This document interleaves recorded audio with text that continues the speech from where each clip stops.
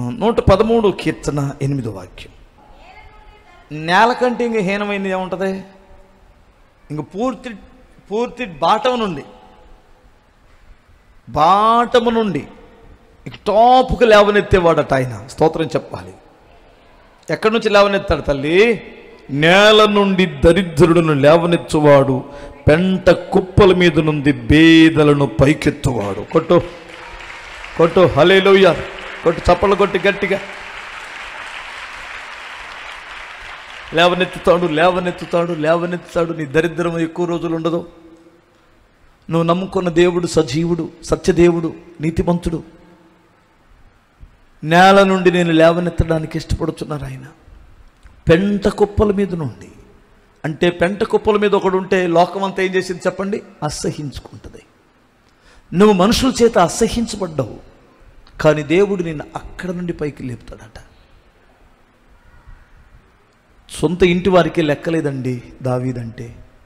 చివరికి దైవజనుడు అడగాల్సి వచ్చింది, అసలు నీ కొడుకులు ఎంతమంది అయ్యా? ఇంతమందేనా? 7 ఇంకోడు ఉన్నాడండి లాస్టోడు, ఆడు పనికిరానుడు, గొర్రెల దగ్గరికి పంపించాను.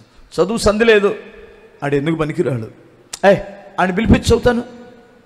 టైం అయిద్దండి, చాలా దూరంలో ఉన్నాడు, గొర్రెలు కాసుకుంటున్నాడు. ఎంత టైం అయినా పర్వాలా, ఆడు వచ్చిందాక నేను ఇక్కడే కూర్చుంటా.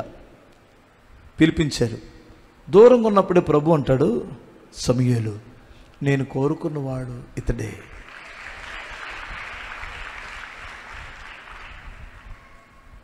యెషై ఈ అబ్బాయిని కోరుకున్నాడంట ప్రభు. అతను నేను వారి సహోదరులు ఎదుట నూనె పోసి అభిషేకిస్తాను. ఈయన నిజమేనండి పాస్టర్ గారు, ఈయన కోరుకున్నాడా? ఈడు తెలివి తక్కువ పనికి మాలినోడు అనుకొని నేను గొర్రెల దగ్గర పెట్టానండి. ఈడు ఎలా బ్రతుకుతాడో అనుకున్నాను నేను. ఈడు బ్రతకగలడా? వీళ్ళందరూ పర్వాలేదు, నా కొడుకులందరూ తెలివితేటలతో పైకి వస్తారనుకున్నాను, కానీ వీడు తెలివి తక్కువడు. వీడు ఎలా బ్రతుకుతాడు? వీడికి తెలివి లేదు, జ్ఞానం లేదు, వీడు ఎలా పైకి వస్తాడు అనుకున్నాను. ఈయన కోరుకున్నాడా? ప్రభు చెప్పిన మాటే చెబుతున్నాను, అతన్ని కోరుకున్నాడు.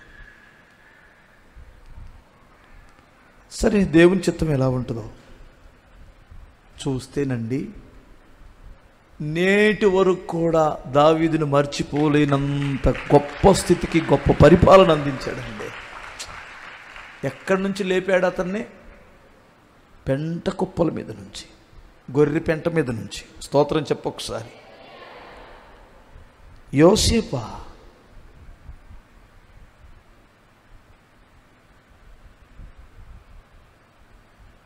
ఐగుప్తు రాజు ఏమంటాడంటే,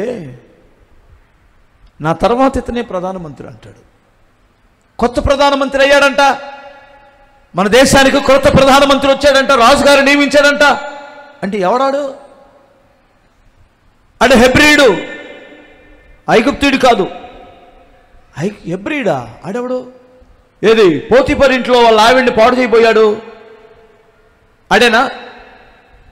జైల్లో ఉన్నాడు ఆడా? ఆయన ఎలా ప్రధానమంత్రిని చేశాడు ఆ రాజు? అడిగి బుద్ధుందా, బుర్రుందా అనుకుంటున్నారు ప్రజలు. అదే నోరులు ఏమని తెలుసండి? యోసేపు లాంటి ప్రధాని లేకపోతే ప్రపంచం మలమల మాడి చచ్చిపోయేది. ఇంత మహాజ్ఞానిని, దేవుడు ఆత్మ కలిగిన జ్ఞానిని పొగిడింది, కొనియాడింది.